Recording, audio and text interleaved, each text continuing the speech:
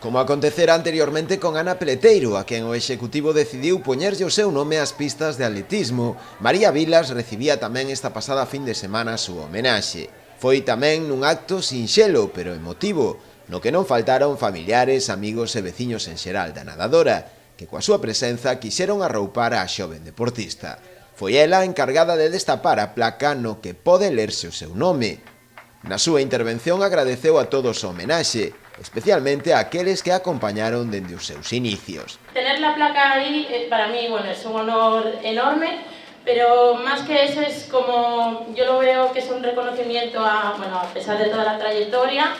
y sobre todo a la gente que me ha acompañado a lo largo del camino. Tanto mis entrenadores desde el principio, el Ribeira, que es mi club de toda la vida y va a seguir siendo mi familia, que también siempre ha estado ahí apoyando en todo momento, mis amigos, el concello, todo el mundo que ha estado empujando. Para mí esa placa significa eso, todo el apoyo que he tenido para conseguir un objetivo y un sueño, que para mí fueron los Juegos. O alcalde Manuel Ruiz tivo tamén palabras de eloxio para ela, da que destacou entre os seus múltiples logros o feito de ser a primeira e ata de agora a única deportista ribeirense da historia que participou nuns Xogos Olímpicos, concretamente nos de Londres 2016. A verdade é que eu creo que este acto de homenaxe pois ven a unirse a outros actos de homenaxe que ni máis nin menos o que pretenden é